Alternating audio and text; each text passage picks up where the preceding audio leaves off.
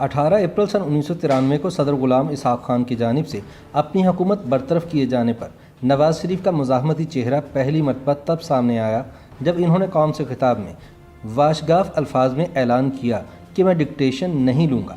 اس کے بعد اگرچہ 26 مئی کو سپریم کورٹ نے ان کی حکومت بحال کر دی، تاہم اپوزیشن اور فوجی اسٹیبلشمنٹ کے دباؤ کے نتیجے میں 18 جولائی کو نواز شریف مجبوراً مستعفی ہو گئے، لیکن army chief general Abdul Waheed Kakar کے فارمولے کے مطابق ان کے ساتھ صدر غلام اسحاق خان کو بھی گھر جانا پڑا۔ یوں نواز شریف خود تو ڈوبے ہی، لیکن غلام اسحاق خان کو بھی لے ڈوبے۔ صدر غلام اسحاق خان کی جانب سے صدارتی اختیار کے ذریعے آئین کی متنازع شق 58(2)B کے تحت نواز شریف حکومت کی برطرفی کا پروانہ عوام کی اکثریت کے لیے ایک سیاسی دھماکہ تھا، لیکن ملک کے دو بڑوں میں انتہا پر پہنچی ہوئی کشیدگی سے آگاہی رکھنے والے سیاسی حلقوں کے لیے یہ خبر غیر متوقع نہ تھی۔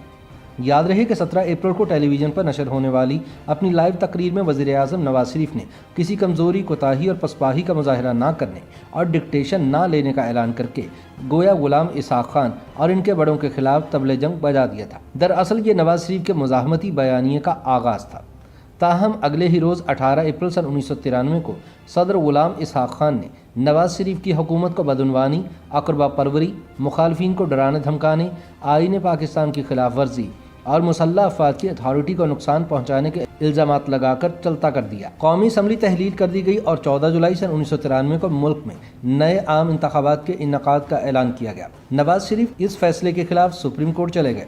عدالت عظمیٰ نے اگرچہ قومی اسمبلی اور نواز شریف کی کابینہ بحال کرنے کا غیر معمولی قدم اٹھایا، لیکن اس فیصلے کے 1.5 ماہ کے اندر ہی نواز شریف اور صدر غلام اسحاق خان کو اپنے عہدوں سے مستعفی ہونا پڑا تھا۔ یہ دونوں فریقین کے درمیان تصادم اور محاذ آرائی کے انتہا پر پہنچ جانے والے ڈرامے کا ڈراپ سین تھا، جو سپریم کورٹ کے فیصلے کے بعد ایک نئے ڈھنگ سے شروع ہوا تھا۔ تب کے چیف جسٹس نسیم حسن شاہ کی سربراہی میں سپریم کورٹ کے 11 رکنی بینچ نے کیس کی سماعت کی اور 5 ہفتوں بعد 26 مئی کو فیصلہ سناتے ہوئے کہا کہ یہ عدالت صدارتی حکم کو خلاف قانون قرار دیتی ہے۔ یوں نواز شریف حکومت بحال ہو گئی۔ یہ واقعات ایسے وقت میں پیش آئے جب نواز شریف حکومت کو اپنی پیش رو بینظیر بھٹو کے برعکس صوبوں میں اپوزیشن کی حکومت کے چیلنج کا سامنا نہ تھا۔ سندھ میں وفاق کی سرپرستی اور سیاسی جوڑ توڑ سے معمولی عددی برتری کی بنیاد پر جام صادق علی بلا مقابلہ وزیر اعلیٰ بن گئے تھے۔ صدر غلام اسحاق خان اور وزیر اعظم نواز شریف میں قدر مشترک ضیاء الحق کی ہمنوائی اور سرپرستی تھی۔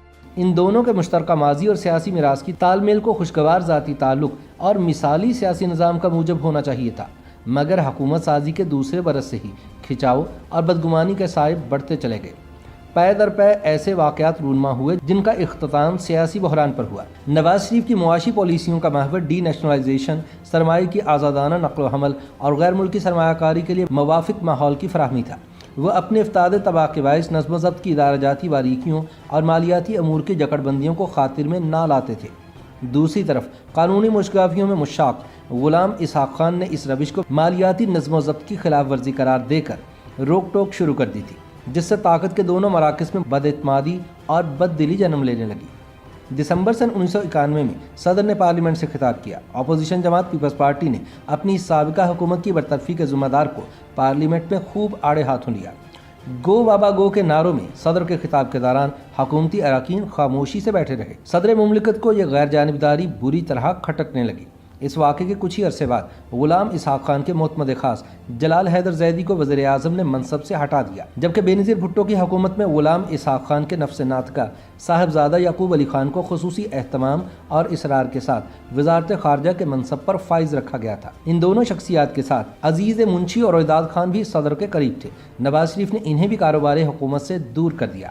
یہی وجہ ہے کہ سن 1993 کے حکومتی بحران کے دنوں میں یہ دونوں شخصیات غلام اسحاق خان کو قانونی اور سیاسی قوت فراہم کرنے میں پیش تھیں، بلکہ رویداد خان نے پیپلز پارٹی اور غلام اسحاق خان کے درمیان تعلقات کی استواری کی مہم کو پروجیکٹ مینہٹن کا نام دیا۔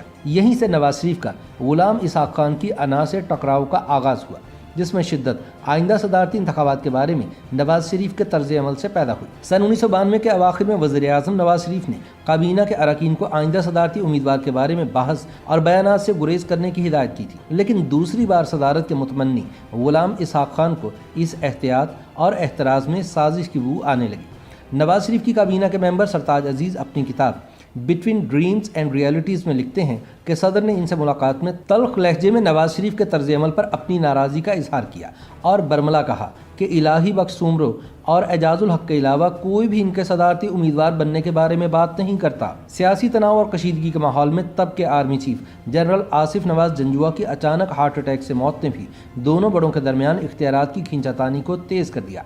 गुलाम इसहाक खान के ज़ाती दोस्त और सीनियर ब्यूरोक्रेट रोहिदाद खान अपनी किताब पाकिस्तान इनकलाब के दहाने पर में लिखते हैं कि आर्मी चीफ के जानशीन के लिए गुलाम इसहाक खान का इंतखाब जनरल फ़र्रुख थे, लेकिन नवाज शरीफ को इस पर एतराज़ था। बिलाखिर दरमियाना रास्ता निकाला गया और जनरल अब्दुल वहीद काकड़ को यह मनसब सौंपा गया।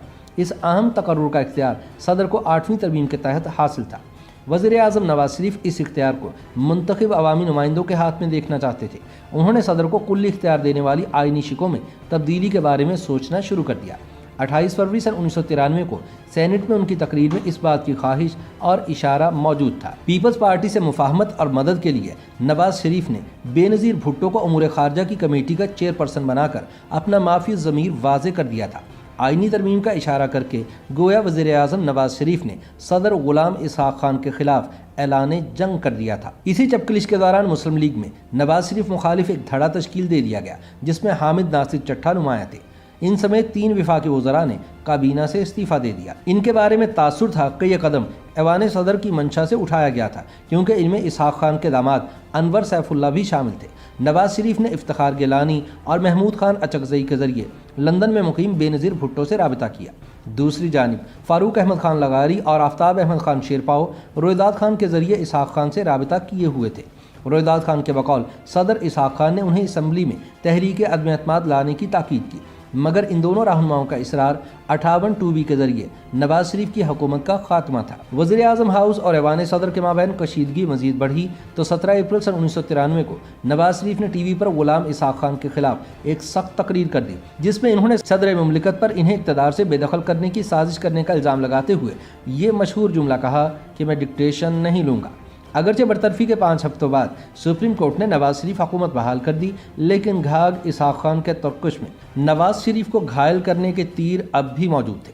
पंजाब और सरहद की सूबाई असम्बलियों की तहलील और पंजाब में विफाक और सूबे के दरमियान कानूनी चपकलिश और टकराव ने मुल्की सियासत और निज़ाम हुकूमत को बंद गली में धकेल दिया, जिससे निकलने के लिए सदर, वज़ीर आज़म और आर्मी चीफ की मुलाकात में नवाज शरीफ और गुलाम इसहाक खान के इस्तीफ़े पर इत्तफाक ने मुमकिन तसादुम का रास्ता रोक दिया। 18 जुलाई को गुलाम इसहाक खान, नवाज शरीफ और जनरल अब्दुल वहीद काकड़ हतमी समझौते के लिए मिले। इस मुलाकात के नतीजे में कौमी असम्बली तहलील कर दी गई। नवाज शरीफ ने इस्तीफ़ा दे दिया, निगरान वज़ीर आज़म का तकर्रुर हुआ और गुलाम इसहाक खान को भी मुस्ताफ़ी होना पड़ा। यूँ नवाज शरीफ खुद तो डूबे ही, लेकिन अपने साथ गुलाम इसहाक खान को भी ले डूबे। YouTube पर गूगली न्यूज देखने के लिए youtube.com की सर्च बार में गूगली न्यूज TV टाइप करें। गूगली न्यूज के पेज पर सुर्ख रंग के सब्सक्रिप्शन वाले बटन पर क्लिक करना ना भूलिए। YouTube पेज पर अपलोड होने वाली वीडियोस से बाखबर रहने के लिए बेल आइकन पर क्लिक कीजिए। आपको हर नई वीडियो के बारे में नोटिफिकेशन मौसूल हो जाएगा।